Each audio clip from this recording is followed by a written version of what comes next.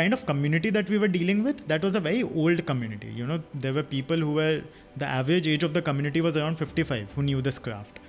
Because I have never felt so motivated in life to, wake up in every morning, work for these artisans, try to see how we can, sell different products, try to see, how we can experiment with new designs, how we can plan out the launches. I'll just ask them to stay away from entrepreneurs. That, if you can't support them, if you can't, sort of accept them, you should at least, not try to demotivate them as well. My goal for next year is just that, whatever revenue we created in the entire year, I want that to be the monthly revenue. And that sets us a good goal, as well. Diversify the revenue streams. Like I mentioned, we are trying to get into the wedding gifting market as well, which is a bulk market.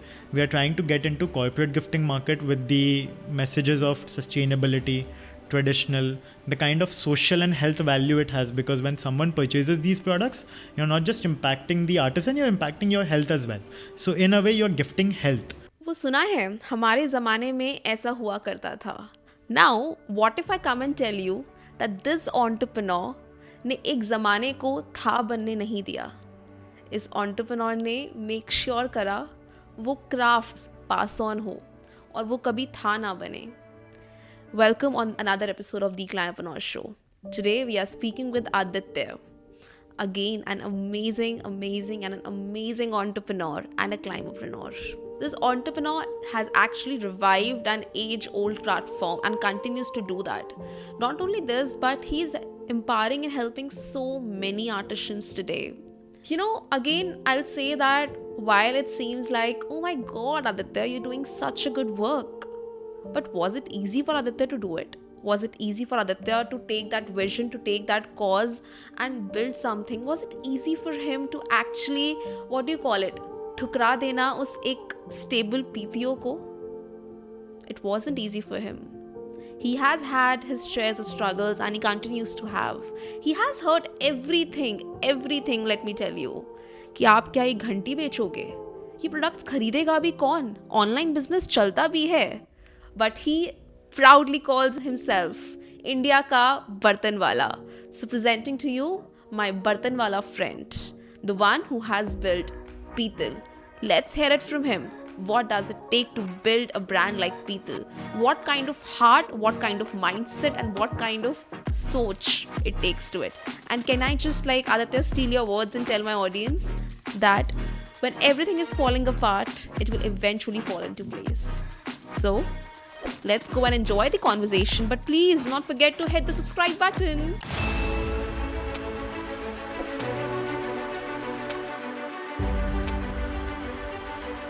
So today on the Climapreneur Show, we are speaking with the co-founder of P-Tal, Aditya Agrarwal. Aditya, welcome on the Climapreneur Show. Thank you so much, Shweta, for having me here. So Aditya, tell me this thing. I told you earlier, at the moment I entered the store, the vibe, the aura, everything here is just so amazing. So what did it actually take to create the store? What did it actually take to unlock the store? I would say, it was our dream, in fact, to set up this store. And even now, I can't imagine that the store is here.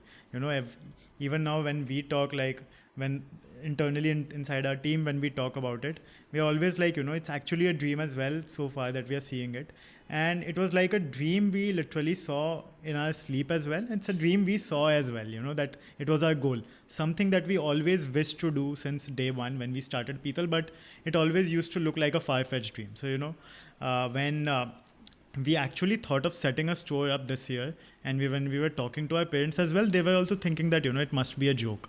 And, the store that we launched now in August, you'll be surprised to know that we started the work of it in May this year, which is just 3 months back. And we set it up from scratch in August. So, when we had started thinking about it, I would say a lot of it just kept on happening. It went with the flow.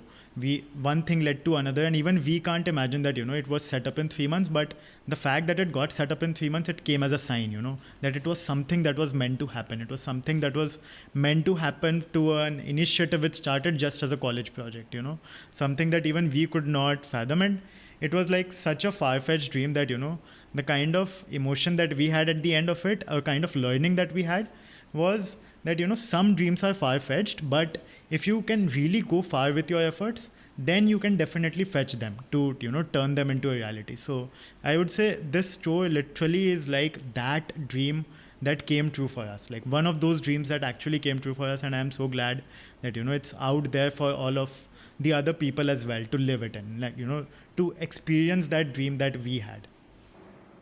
You said it right, and as you mentioned that this is one of those dreams like where you went like far to achieve this dream. So when you say about going far, what comes to your mind, like maybe a flashback, maybe like the thing that happened in past or things that people might have said. So like what would you say was the most challenging part for you to be here where you are today? So I would say, there have been a lot of challenges that we faced overall, specifically because at different stages of the entire brand or the different stages of the entire initiative, we sort of face different kind of challenges. Even during the entire process of setting up the store, there were a lot of problems. In fact, just one day before setting up the store as well, we could not find electricity connections. We thought that we had missed out putting some areas. What we could do, we could not get a lot of products that we had to set it up here, and there were a lot of different problems. But I would say, some of these problems had an inherent solution also for us, and that hope and motivation for us as well. And one of the biggest challenges that that existed from day one and are still persistent now is that common link between demand and supply. Earlier when we started, specifically when we are dealing with artisans, and this is not a machine made initiative, so it becomes very difficult to scale up, because in order to scale up you need to have more artisans. In order to cater to bulk projects you need to have more artisans. And the kind of community that we were dealing with, that was a very old community. There were people who were, the average age of the community was around 55, who knew this craft. So for us as kids of 20-21 years of age, to teach them or to tell them this is how you need to make the products, or these are the kind of products that would be needed, was very difficult to gain their trust. So I would say till now the main challenge that we have always faced is to gain that trust of the artisans. Earlier, when we had their trust, when we had the trust of the community of artisans, we did not have the trust of community of consumers to purchase these products. And when we finally had the trust of community of consumers, the artisans were not ready to make the products for us. So we always used to be in that situation that it was very difficult to balance both of them. And that still remains a problem for us. But I would say over time, the fact that the trust that we have gained from both these communities, the consumers as well as the artisans, that has helped us to get through this. Because every time we have come up with those problems, we always have that one hope that if there are artisans whom we need to impact, there are artisans who are working day and night for us, and we are also working day and night for them, then we need to work out a solution. And at the end of the day, personally, from what I have felt, a learning as well that I've got, whenever something bad happens, so a problem comes in, I always start thinking about something worse that has already happened to me. Let's say if an artisan says that we can't make this product, or one day before the confirmation of a bulk order, they're like we can't execute this on the timeline, then I immediately start thinking about something worse that has happened and that has got solved as well. So I'm always like if that something that challenging could be solved, then why not this? And I guess that is something that has helped our entire team to get through different kind of challenges, to get through that sort of phase, and to build P-Tal to a stage where it is right now in some way. And let's really go back to why you all came, like why you all three of you came together to build P-Tal. Like this art form was like literally dying. Like I think UNESCO was about to like remove it from their list as well. And then you all came together, and the way you've impacted the lives of these artisans, created P-Tal. Let's just go back to that phase. And while like there are so many art forms across India, across different parts of the country which might be dying, but not many people have the courage to do what you have done. So at that point of time, how did you start, and where did you find that courage to do that? So like you said, there are a lot of craft forms in India that are dying, and even back then there were many more that were dying. And the reason why we specifically narrowed down to this particular craft form and not others was the fact that UNESCO listed this in its intangible cultural heritage, and it mentioned that if this particular craft form is not revived, then it will definitely die, because it was an age-old craft form and the artisans were facing many problems. They were old, they were not adaptive to the modern designs. They used to make big utensils which did not have a market, and they were exploited by a lot of middlemen. So when we came to know about this particular community, we thought that we are not at that scale where we can impact thousands of craft forms together, but we saw potential in this craft form. We saw a problem in this craft form that that needed our intervention. So even though there are a lot of craft forms that needed intervention, this particular craft form was something which needed an urgent intervention from our end. And that's when we decided, even I know when we started, our aim was not to make this a brand or set up a store someday at the very first days. It was mainly about just making sure that at the end of the day, how are we impacting them? Are we even impacting them by 5%? If they're earning 100 rupees per month, are we able to make that 105 rupees? Then that's the kind of impact we wanted to make. We wanted to take it step by step. And that's when, we started just solving the basic problems. We tried to remove the middlemen. We tried to give them a fair share of income. We tried to develop them as entrepreneurs, not as employees. Like even today, they are entrepreneurs of P-Tal. They are the main entrepreneurs leading P-Tal. They are not employees or workers of P-Tal. So, we started doing a few things in the beginning. We started participating in exhibitions. We started developing small modern designs like teacups, like this particular cocktail glass, and the kind of things that could see a potential in the market. And then eventually, I guess we started developing on different things as and when the brand grew, as and when, we could see that the artisans were now ready. And one of the major, accomplishments that we could feel was when the younger artisans also started coming in, because that was also something that we had never realized would happen. But when COVID came, that was a blessing in disguise for us, because in a way, a lot of younger artisans also wanted to join us. They had lost their conventional jobs that were out there. And that's when they realized that it was the need to revive a particular craft form. And I would say, it's not something that we have done. I would not say that the three of us have revived this particular craft form. A lot of effort needs to come from the artisans as well. And we are so glad, we are so happy that the artisans were cooperative enough, were so participative enough, were entrepreneurs in real, to help us and to participate with us in the craft revival process. Would you say that this is the legacy that P-Tal has created? And also, do you have some impact stories, like maybe stories of some artisans or stories that maybe add light to your day, to a day that has not been that great? Absolutely. And in fact, those kind of stories are something that help us get through the most difficult of days. Like, for example, I'll tell you the story of Mandeep bhaiya. He's a fairly young artisan. He's a 31-year-old artisan. The craft is being practiced in his family since the last 3 generations. We work with his father as well, Amrit lalji. So Amrit lalji was working with us since quite a long time. During COVID, Mandeep bhaiya was working as a textile salesman. He lost his job, but he could see, the kind of work we were able to give Amrit lalji during COVID as well.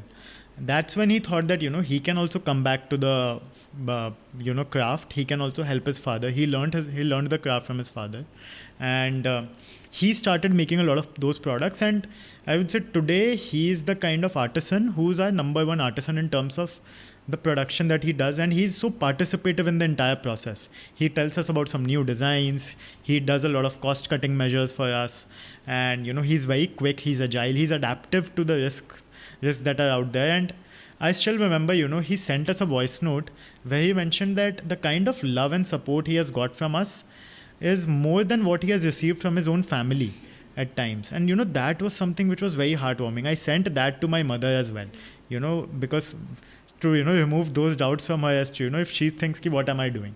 So I sent her this, that this is my real accomplishment. It is still the most important accomplishment for us than setting up a store. To see that the people you are impacting, them actually coming out and telling you that their lives have had a positive impact, because that is a symbol of achievement that you get. That sense of accomplishment is unmatched, because that shows that your efforts have gone on and worked in the way you wanted them to work. So, I would say in the process of impacting these artisans, it is us who have got impacted a lot more. And it is their hope, their, positivity, their confidence in the craft form, their pride in the culture and heritage is what keeps us going as well. Like Aditya, like you have done something amazing. Like I mentioned earlier to you, like there's this kind of that energy that I feel from you, like how passionate you are about these artisans, and you just don't want to grow them for people, but you want them to grow them in their individual lives as well. Like as you mentioned that I want them to be the entrepreneurs, and that thought is amazing itself.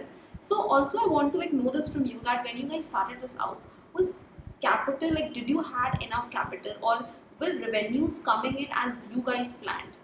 So, like P-Tal started as a college project. So at that time, we did not have any funds as such.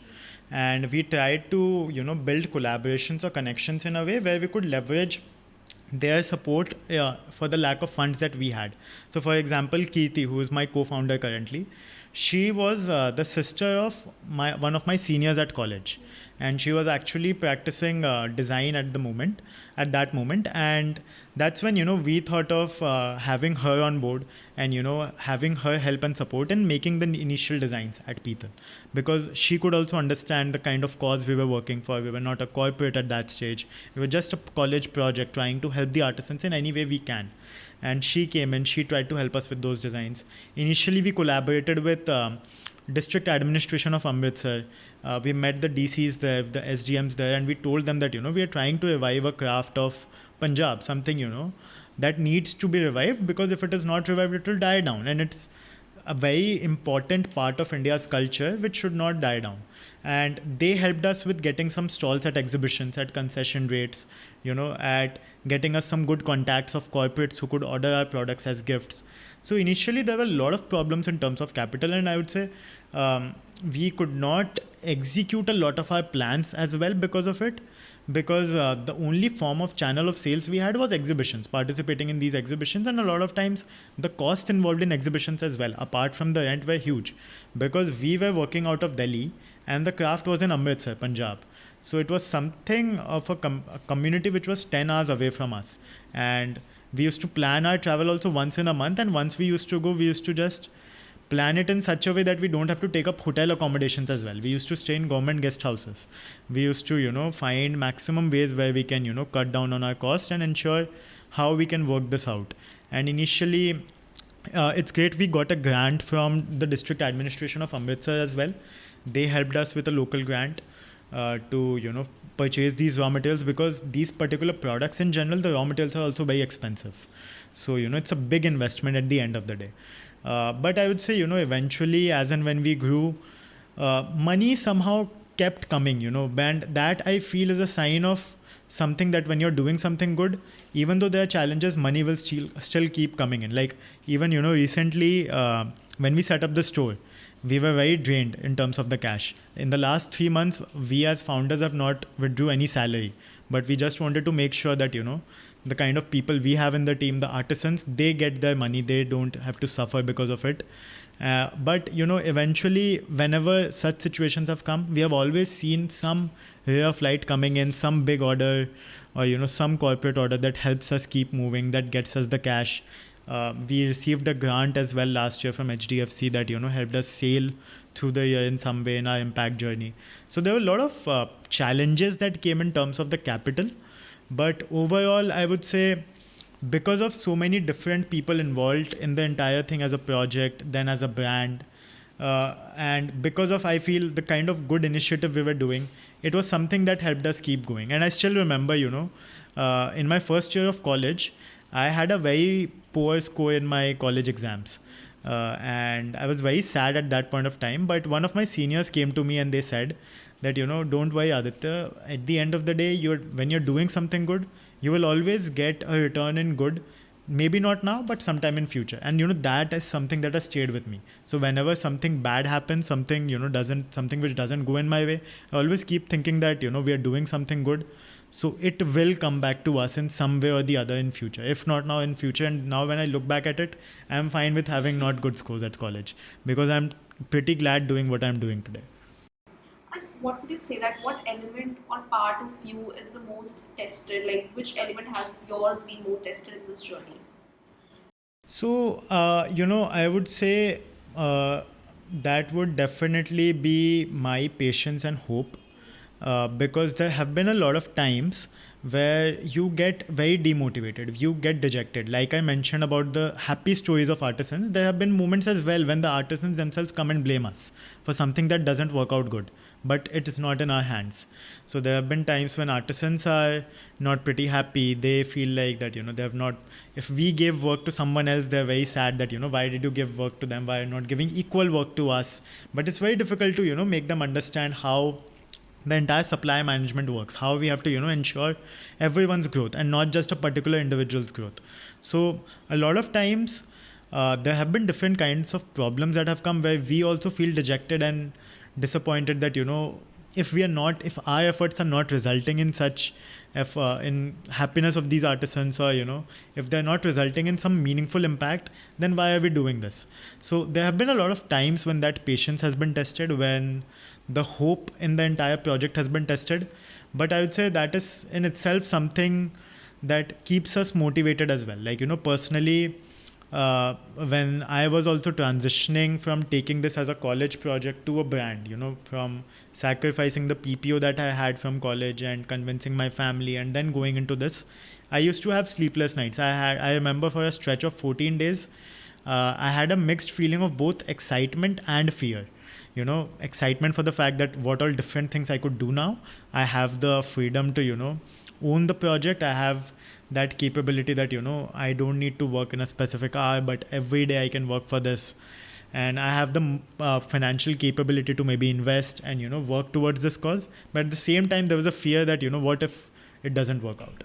What if, whatever money I invest in, it doesn't work out and the project doesn't benefit that much from me when I try to take it outside of college. So a lot of these things were there. But as soon as I shifted to Chandigarh, when I made the decision to shift to Chandigarh during COVID, I would say I just had excitement and the fear sort of died down, because that was the point of time I felt that, this is something which calls for my passion. This is something which motivates me to wake up every morning. Because I have never felt so motivated in life to, wake up in every morning, work for these artisans, try to see how we can, sell different products, try to see, how we can experiment with new designs, how we can plan out the launches. So the motivation and patience has been tested, but over time, with them being tested, they grew even more. And, that has resulted in us becoming more stronger in terms of our faith in the entire project and the artisans. And did you had the blueprint in mind कि ठीक है अब इसको brand बनाना है तो this is what I need to do? Like, did you know कि exactly मेरे steps यही होने वाले हैं? Not exactly, a lot of things do not go according to your plans is what I personally believe. Like, even when we were running it as an actors project, we had never thought that we'll make it a global brand or it will become something very sustainable at the end of the day. Like, none of it had even imagined at the beginning of the year that we'll have a store in Delhi by this year.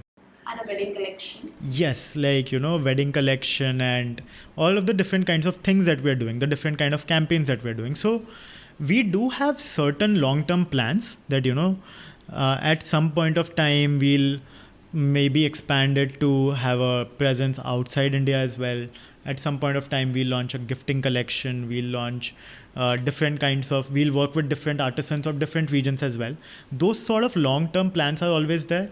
But our short-term plans keep on changing because of, how dynamic the business is, how dynamic the entire industry is, because nothing can be predicted. And it has happened with us that, a lot of times the things that we plan, they don't happen, but the things that we don't plan, they tend out to, they come true. So we don't have specific, like even now we don't have specific blueprint in mind, like, what will happen 5 years down the line with P-Tal. But one common goal that stays with us always is that we want to make it a household name. And the plans keep on changing depending on the conditions, but the central goal remains the same, that, P-Tal, we want to make sure that every utensil in a kitchen, every utensil in every Indian household gets replaced by at least one P-Tal utensil. Every household has at least one P-Tal ki kadhai or the copper tumbler or anything. Why should every household have, say, one P-Tal's, any utensil call it? So our idea, when we sort of sell these utensils, is always about highlighting the story of the artisans, talking about how people can also benefit from these utensils. So let's say, if I tell that one copper tumbler or one brass kadhai should always be there at a particular home, that is a symbol of the story of artisans getting highlighted, the story of the craft being revived, and the fact that someone actually benefiting from it. So even we are surprised when we look at the fact that our repeat customer rate is around 35 to 40%. And that happens because once a customer has taken a product, they use it, they see a change in their lifestyle as well, a change in their health, then they again come back. And COVID in that sense has also helped us to change that perception, because people are now focusing more on their lifestyles, their health. Now people are also not just focusing on what they are eating, but how they are eating it or how they are preparing that particular meal. So, I feel that when people actually have one P-Tal utensil at their home, it goes as a sign that the craft is actually getting revived and we are actually going back to the roots. Because when we talk about going back to our roots, we all have data, we all have examples how our ancestors used to have a long lifespan. They had a long life expectancy. And there needs to be a connection, right? We also tried to do a lot of research papers. We tried to understand what happened, and a lot of people are actually going back to those methods and seeing a change in their life. So we always try to promote this Ayurvedic mantra that you should drink in copper, you should eat in Kansa, and you should cook in brass. And we are not saying that you go all out, try all of these products at once. Even a customer comes in, if they want to buy a lot of products, I always advise them buy one single product, use it, see if that brings a change in your life, see if you're satisfied with it, then come back. Because once you try the product, then you'll yourself have a lot of faith in it. And I would say it is also one of those things that has helped us to keep going, because once in our journey, when we also started using these products personally at home, we had that confidence even more. Whenever a customer comes in, I tell them that my mom uses the kadhai to cook, my mom uses the water dispenser at home. And because I can speak then with that confidence, I have used it, I have the confidence, and I can assure you that it will bring a change in your life as well. Definitely. Also, Aditya, tell me this thing that कि ठीक है मुझे life में ये करना है, ये मेरा विजन है, ये मेरा पर्पस है, but not many people would relate to it. Not many people will understand what you want to do. So, amidst all that noise, how do you yourself keep yourself focused? And also, while you are building P-Tal, or even during our initial steps, what were people around you saying or telling you? Even right now, as well as earlier, the perception of people is still there. Like, my closest of people who are there, that a lot of people are not able to see the potential in these utensils or the craft overall, but the kind of potential that we can see.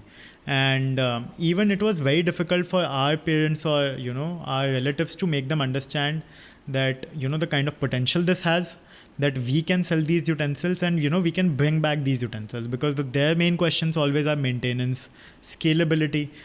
Even now a lot of my relatives tell me that you guys should start using machines. But we are like that will, at the end of the day, kill our USP. Like, for example, copper bottles in the market is very popular. But what people don't understand, that the copper bottles are machine made. And even we have got lots of corporate inquiries around copper bottles. Some people are like, we will purchase 5,000 bottles. Why don't you make it for us? But at the end of the day, we have to stick to our USP. We have to stick to the cause that we are, because if we also get into that, then what will be the differentiating factor even between... if it's opening channels for, say, profitability, right, but still you got to stay to, towards what... Towards our purpose, because our purpose at the end of the day is, reviving this craft form. And I don't think my motivation will lie there if we start using machines, because right now all of our motivation is the fact that we are helping reviving a craft form. So it was very difficult overall. It still is. Like, a lot of my relatives or the close ones, then they do not have a lot of faith in the initiative. But I guess that in itself is something which motivates me a lot. Whenever I hear someone saying that, are you sure it will work out? If they say that I don't see a potential in this, ये कितना बेच लोगे, or you know, all of those things कि how will people buy these expensive products, how will you make them buy, online business चलता भी है क्या. So you get to hear these things on a daily basis. That is something that, you know, it motivates me even further. You know, when I hear these things, I'm like, all right, then now it gives me the power that I have to make them see these things. I don't usually respond to these messages. I'm just like, don't worry, it will work out. Because I prefer to do that through actions. We are always like, you know, wait for a few months, we'll show them the results. We'll show them by setting up a store. We'll, like, even, you know, now we have set up a store. There's still some of my relatives who come to me with in a consoling tone that, you know, they have themselves assumed that the store is not working. So they're like, ki, don't worry, beta, it's just the beginning. Things will work out. Things will settle. And I'm like, it's fine. It's going decent. It's not bad. And I have that belief that it will work out. That's why we have set up the store. So, you know, still there are a lot of people even after setting up the store. But the fact that, you know, you can prove them wrong in itself becomes like a fire inside you. And that has personally helped me a lot, that, you know, whenever someone says bad about our initiative or doesn't show trust, I feel all the way more happy that, you know, there will definitely come one day when I will be able to prove this person wrong. And that has helped me. You know, initially it used to trouble a lot of us. You know, we used to get sad, we used to get demotivated, but then over time we used to see that as a fuel for us, fuel inside us, that, you know, all right, now this gives us an opportunity to make that happen. As we call it, Bartanwala in house today. But also, Aditya, what you mentioned this thing, you know, I was mentioning to you, right, Mahesh Babu, he said this thing to me that, like, when he was transitioning to EVs, it was long time back. So he said that when people came to me and told me na ki EV kyun kar, like, things that it won't work. So he said, I always ask people, give me 10 reasons why this won't work. And जो वो 10 reasons देते थे, उन 10 reasons से क्या पता कुछ तो reason निकलेगा जो आगे काम करने के लिए help करेगा. So, like, I have personally started doing this. I ask people, okay, tell me why it won't work. And many of them were like, okay, I don't have time, okay, I was just saying that way. And very few will actually stand and say, okay, these are things I feel. And that really becomes the factors that we can actually implement into our strategies. Absolutely. You know, in India, this problem actually exists, that you'll get opinion from a lot of people. Expert opinion is always out there if you go out and get it. Or if you want it, people will always be ready to give their opinion. I said this thing. People, you know, like, just because some people are bigger in age, they feel that it's their right to give you opinion. Right. And, you know, that's what you need to understand, that, you know, you need to have faith in what you're doing. And, you know, you need to see that those people you're taking advice from, they need to understand from your shoes as well. You know, they need to come in your shoes and they need to see it. So when we also listen to opinions, like, I personally look at the fact of how much, you know, that person has also experienced the industry, or, you know, then we definitely, you know, pay attention to it. Because let's say if there's someone who has been in the this particular handcraft industry for 15 years or 20 years, then they definitely, you know, would have more knowledge about it, and they'll understand more. You know, they already have seen those challenges that we might not have seen. But let's say, you know, if there are a lot of other people who come to us and, you know, they just try to give free ka gyan ki, you know, ये क्या बर्तन बेच के क्या होगा. I remember one of my taujis told me that, you know, घंटी बेच के कितना कमा लोगे, ये सब इसमें क्या रखा हुआ है, you know, why don't you look for other things. A lot of them still want me to, you know, pursue UPSC or IAS exams. So, you know, but at the end of the day, the more you can understand whom to listen to and which voices to avoid, that helps a lot. Like, that helps for your inner peace as well, and that helps you in your journey as well to stay focused and to, you know, understand कि मेरे को तो ये करना ही है, irrespective of what people say. So that is definitely there, and I would say this is a problem in India for sure, that a lot of people will have opinions irrespective of them having the knowledge about it, that, you know, what should happen, what should not happen. But again, it's our job, our, you know, self-control to understand and see how we can manage the situation, how we can, even if we are not able to explain them, but how we can explain them through actions by showing them results and not just telling about, you know, their doubts or trying to clarify their doubts. I agree. I know, like, my friend always tells this thing to me that, okay, things are not happening, things might not be happening the way you want it to be, or people might not be, you know, like, they were just pushing around. But you have to guard your mindset, because अगर इस time पे break हो गया तो ये वाला time पे काम तो नहीं हो पाएगा, and you are wasting your time, you're wasting those seconds to create something just because of some ABC person's unsolicited opinions or advice, which won't even matter. Like maybe after a month or so, they're like, okay, ye to mera so and so hai and they're doing so good. So why do you have to waste that time to create something? And in fact, there's so many examples in the world, like, who would have thought that everyone will start using mobile apps or something for groceries? But people are. COVID brought that change, when all the physical retail stores closed down. It, like, even my parents, they started ordering online because they had no other option left. So the same kind of people who used to tell that, they could not trust online shopping, or they did not have belief in booking cab from Uber or Ola, they have themselves started realizing, how important it is, and the shift has already started coming. So, even when we talk about sustainability or climate change, a lot of people still talk about, they don't believe that there's a future in it.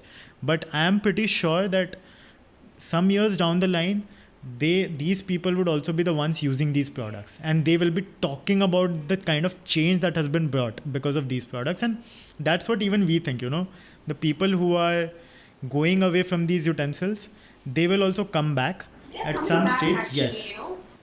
And so at some stage they'll come back because they will realize, how important it is and how much of a change it can bring to their lifestyle.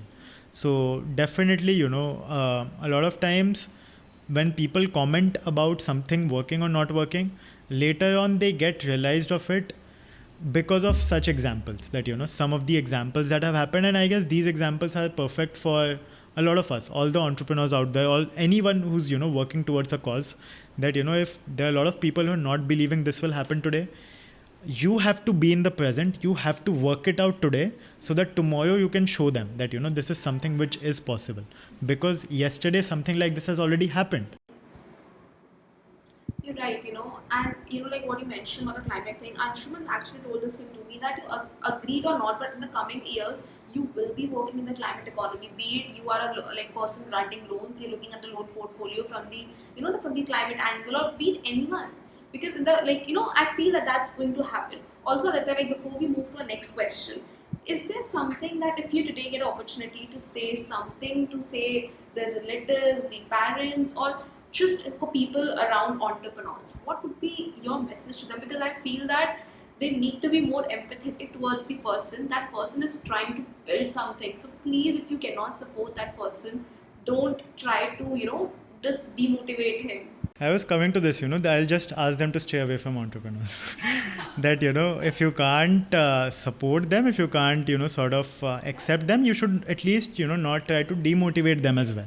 And even now I have heard, like, the parents of my partners, other partners as well, they're just, they do not have the complete belief maybe so far, but they have got on terms with it, because they don't have trust. Like, even I would say my parents, they don't have trust on P-Tal, but they have trust on me. So even I told them when I was making this transition that give me 2 years, let me try it out. I'll show you guys what potential it has.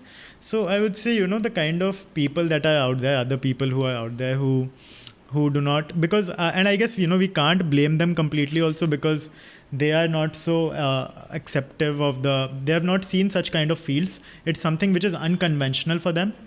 So I would say it's a bit difficult for them to understand, but you don't necessarily need to put an effort to make them understand. You just need to, ask for their trust, ask for their faith on yourself as an individual, and then show them the results gradually, and just have their support at the back. If something doesn't work out, they're always there to support you as well.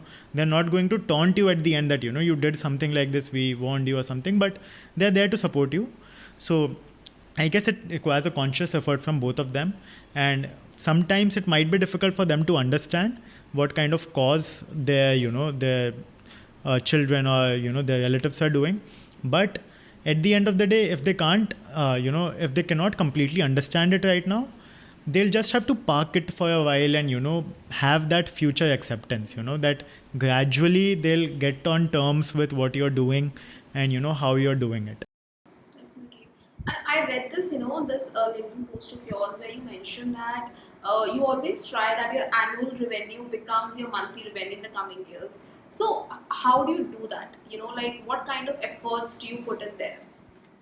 So, this has been really interesting for us, and it actually worked out in the beginning as well. And I was looking the charts, and that's when I thought that, if someone asks me my goal, I'll just tell them this, that, next, my goal for next year is just that, whatever revenue we created in the entire year, I want that to be the monthly revenue. And that sets us a good goal, as well, in terms of your growth. Like, and that's something that we are always on the constant touch. Like, it's very difficult to do that as well, but now how I look at it is in the fact, let's say, just taking hypothetical example, let's say if we made a revenue of 1 CR last year, I just like to look at it in the fact that, at some point in the coming year, at maybe in a single month, if we are able to touch that 1 CR revenue, then we have sort of, accomplished that goal, have climbed that ladder of milestones. And the way to do it is, actually very different. It differs in terms of the dynamics, in terms of the business situation as well. But our effort always at the end of the day is to, diversify the revenue streams. Like I mentioned, we are trying to get into the wedding gifting market as well, which is a bulk market. We are trying to get into corporate gifting market with the messages of sustainability, traditional, the kind of social and health value it has, because when someone purchases these products, you're not just impacting the artisan, you're impacting your health as well. So in a way, you're gifting health to an individual. So, we try to explore some new revenue channels. We try to expand on the existing ones, how we can expand. And I would say by God's grace, overall, it has helped us in the past few years that at some point of time, our monthly revenues have been what our annual revenue was in the previous year. So I'm hoping this year we haven't touched it so far, but I'm really hoping that, in the coming months, in the festive season, we are able to touch that figure as well. And it serves as a good goal for all of us that, we keep having that goal that, all right, this was our last annual revenue, and we have to touch it somewhere during the course of this coming year.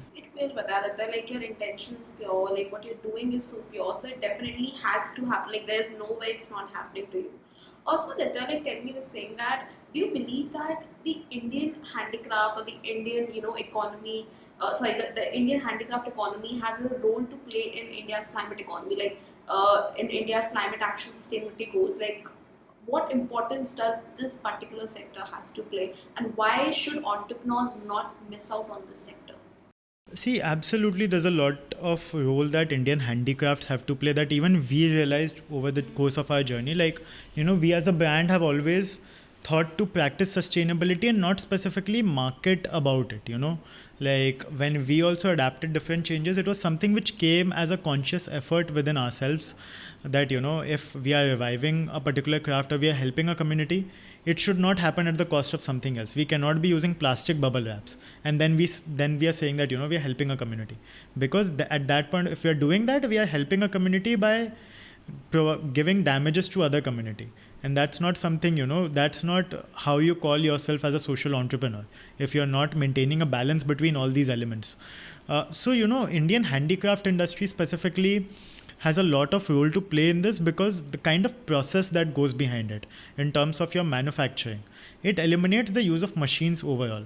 And when you go towards any kind of machine made production, there's a lot of pollution, there's a lot of chemicals, there's a lot of different kinds of maintenance that's involved that's not climate friendly as such. Even if I talk about the process of these utensils, when people talk of making these by machines, there's a lot of different kind of processes that go in it which do not even provide the nutritional value to the end consumer.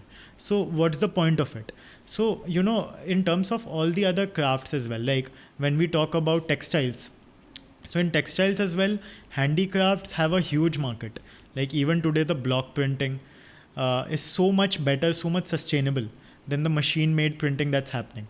So, overall, we have realized in the past few years that when you're working in an handicraft industry, you are minimizing the carbon footprint to a great level, because everything is done by hand. Everything, you are at the end of the day reviving and impacting a person's livelihood, what they might have been doing other than that, which might have been much more polluting or much more detrimental to the environment, but you're providing them an occupation where they're just making everything by hand. The entire process, the cutting of sheets, everything is done by hand and not through machines.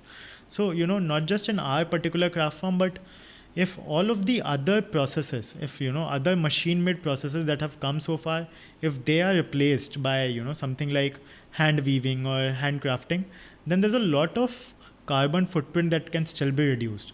And I guess a lot of industries are also trying to do that still now. Like I am aware of a startup that's working towards making scented candles by women. So that they're trying to eliminate the machine made process, try to bring in the handmade process. When we talk about Fool.co, even they are trying to engage local women, trying to see how they can recycle those flower waste and make something useful. So at the end of the day, I would say it's not just about handcrafting, like handcrafts as in the particular crafts of India, but any which way, if you are trying to replace the machines, if you are able to do that and try to bring in that handmade process in the entire manufacturing process, it definitely goes on a long way to reduce your carbon footprint. And that is something that we have realized, and I'm sure a lot of entrepreneurs are coming in this space, are realizing the value it holds and understanding the importance behind it. And I feel that India is really rich in those kinds of skills, and if you're working at that level, you're really unlocking the real India's potential. And what I really found interesting was, like, you showed me like there was this gift which has a different craft which was done by someone else. Like, please mention about this, like the way you have actually used collaboration. Like, we talk about collaboration, but that particular gift is a real example of collaboration. Right. So, on our 4th anniversary this year, we tried to curate something that would not just have our products, but something which goes off as a culture of Punjab, because our artisans are from Punjab. The products give a vibe of a, very Punjab culture. So we wanted to impact certain other small businesses as well. Some people who are not getting a voice, and that is something we relate with our brand as well, that at the end of the day, we are not just a platform which is there for buying and selling of brass or copper products. We are a platform for giving voice to entrepreneurs. We are a platform for giving voice to our artisans. So we created a hamper which had our brass serving bowl, which was handcrafted by our artisan, a serving spoon. We got fulkari keychains, another rich craft of Punjab, which in which women used to make fulkari dupattas. So we started making a keychain. So for that, we collaborated with another small brand that was working towards them.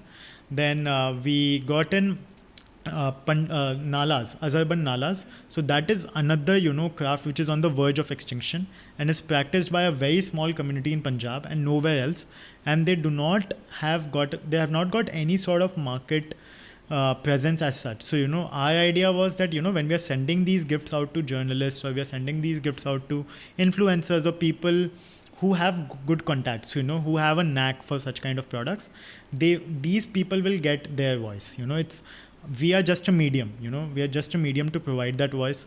So we got those kind of nalas, and then most importantly, we also got besan ki barfi. So no gift in India is complete without food. So that was our last addition to the entire gift box, that we wanted to add that besan ki barfi by the 96-year-old entrepreneur Harbhajan ji from Chandigarh, and that was also to give that flavor, that at the end of the day, when you have received an hamper, even when you're receiving it, you will get the feel or the love of different kinds of hands that have brought that together, And when you get that feeling, because when we always talk about the fact that handmade products are automatically limited edition, because when someone has made something by hand, there's no similar copy that can be made again, because that person has put an element of himself or herself in it. It's like, just how signature of every individual is different, that's how every handcrafted product is also different, because it's made by a different individual. It's made, even if the same individual has made two products, there will be some difference, because it has involved certain different processes. And our idea at that time was just to curate that sort of hamper that goes out as a message of handcrafted, so that more and more people believe in handmade gifts. And whenever something handmade is gifted, it comes as a personal emotion inside it. Like, I have given an element of myself inside it in that gift. And that's why that was one of our ideas behind our wedding collection as well. We wanted to collate different handcrafted products. So we have got Zardozi boxes. We have collaborated with India Craft Project, another great brand working towards crafts. Then we have collaborated with another brand that's making different kinds of jewelries. And recently we launched a Rakhi collection with them, you know. So our idea at the end of the day always is, you know, when we are not just focused on impacting our artisans, but on a broader level, we want to ensure that P-Tal becomes a voice for different kinds of artisans that are out there. Not just, you know, if we can't help them directly, but we can help them indirectly by giving them a voice and including them as our hampers. Because at the end of the day, we don't have a lot of knowledge, you know, how to deal with that craft, but we can certainly collaborate with such kind of people who have the knowledge, who have the direct connect with artisans, and can, you know, provide that positive impact. Like I mentioned in the beginning, you know, our aim is not at the end of the day that, you know, I can't foresee कि अभी उसका एक store खुलेगा और this is what our next step will be. But our aim always is कि if we can make a small percentage change, if 100 rupees per month से उनका 105 rupees per month हो गया, that's enough for us. Like that's a starting point for us. So I guess that's something that, you know, our goal remains when we are working with these other crafts or other brands for collaborations. I also think, Aditya, कि यही जो notion है, that is what has helped people to be where it is today. Because clearly you are a giver. You are thinking about someone else. Like I didn't find anywhere where you said that okay, हमें ये बनना है, or maybe I want to be say a millionaire, or my team wants. Like nowhere do you mention that. You're always thinking about the other person first. Do you feel that this is what has helped people to be where it is today? Absolutely. You know, I would say any social entrepreneurial initiative, you know, I had an event sometime back where we discussed that, you know, any social entrepreneurial initiative cannot be not successful. Like, you know, if it is done with hope, passion, and, you know, perseverance at the end of the day, then it will always succeed because of the fact that you have blessings of so many people with you, you know, the hope of so many people. You know, there's so many people every day who are praying for your success, you know, who are praying that this initiative should not die. There are different artisan families who are praying every day that, you know, P-Tal should remain, we should keep getting work from P-Tal.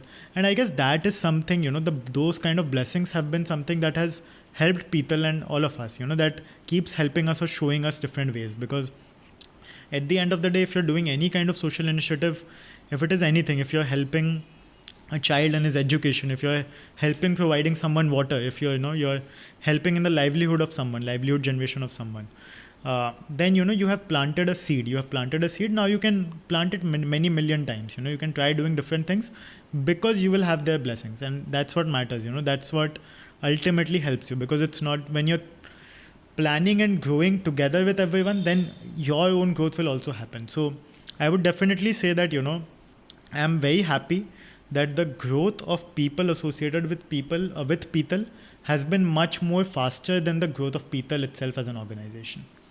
What an amazing thought. My last question to you would be that share with us the importance of resilience on this journey. If you have any examples from your own journey, share that too. So, you know, I guess resilience is something that has been very important for all of us, for me personally as well. Because like I mentioned, there have been a lot of times where you feel down, where you feel dejected, where you are not sure whether, you know, this will work out or not. But the only belief that, you know, something worse than this has happened, something, you know, you have already accomplished or you have been through something worse, that is something that, you know, keeps you going ahead. And for me as well, you know, even some of the times when we got this outside of college, when we tried to transition this into a brand, there have been times when we were super worried about, you know, whether we'll be able to pay salaries to our team next month, whether we'll be able to survive. But at the end of the day, there always comes a ray of hope, and there, you know, comes one point where you see this can happen, this will work out, there will be some way to do it. I remember, you know, if I had to narrate an incident, during college, when we were setting up our very first exhibition for Dastakar, at that point of time, it was something very new for us, and it was the first time we were paying money for participating in an exhibition. And it was a very good exhibition for 10 to 12 days. And we had nothing with us. We had no stock. We had no products to display, because we could not imagine what would be the scale of the event. If we make a lot of products and, you know, we do not get a lot of customers, then it will all be waste for us. then what will we do? It will be a big investment, because at that time it was still a college project. It was handled by students. And then we thought that, let's go to Amritsar, let's talk to the artisans, let's see if we can work something out. And we started making small batches of products, and we thought that, all right, we'll take it to the exhibition, we'll see how it works out, and then we'll leave it to the hands of God and the hope that we have from our artisans, and see how it goes. And we were there for 1 or 2 days, and I still remember we slept at Golden Temple that night, because we planned for a day, but we had to extend it because the products were still not ready. And then there were 2 of us, and we carried around 11 sacks of products with us in a bus. And we got it next morning. We reached here at 7 o'clock in the morning, and 9 a.m. the exhibition had to start. So we rushed to the exhibition, and at that point of time, I met a corporate client who had rejected us 3 months back, saying that, your products are expensive, you are students, you can't handle such a big project, you can't handle such a big order. And those kind of people only coming back to us and telling that, I would definitely love to go for your products. I'm fine giving an advance as well, but I want such kind of products only for my gifting. So, there have been those sort of examples where we felt like everything was falling apart. But, I mentioned this in one of my recent campaigns as well, that, one line that has kept us always going is, when things are falling, they will eventually fall into place. And that has been something that, has been our motto of P-Tal. It has been 10 days since we set up this store. And there were some days when we had 0 sales on some of those days. But in our internal team group, WhatsApp group, we used to say, don't worry guys, when things are falling, they will eventually fall into place. And we still have that hope that, we need not worry. We have been through a lot worse things. And this is actually like a new project for us. This is like, setting up an offline store is a completely different ball game altogether. So when we had our first day of our P-Tal store, we felt like this is a new startup for us. This is a new initiative for us. And we just need to find out different ways of doing it, but with a common goal. Right. I feel that that's very important, and if anyone is on their journey who's feeling like कि give up करने के सोच रहे हैं, that's your message, कर ही लेंगे, हो ही जाएगा. And we guys are here, like if anyone wants to get in touch, if someone is feeling down on their journey, your Instagram handle is Bartanwala, Aditya, yeah. So Bartanwala is there to sort of help you get out of it. But thank you, Aditya. Thank you for doing what you're doing, and thank you for showing that courage and passion every day. Because I always feel that people are looking towards you, and you don't know that maybe your story, your words today helped someone not give up, helped someone create something. So thank you for showing that kind of courage, and thank you for being who you are, and thank you for thinking about others first. Because this is what real India is, and that is how India is going forward. So thank you, and thank you for being with us today. Thank you for hosting us in this lovely, lovely store. Thank you so much, Shweta, and thank you for giving a voice to our artisans as well through this medium. Thank you so much.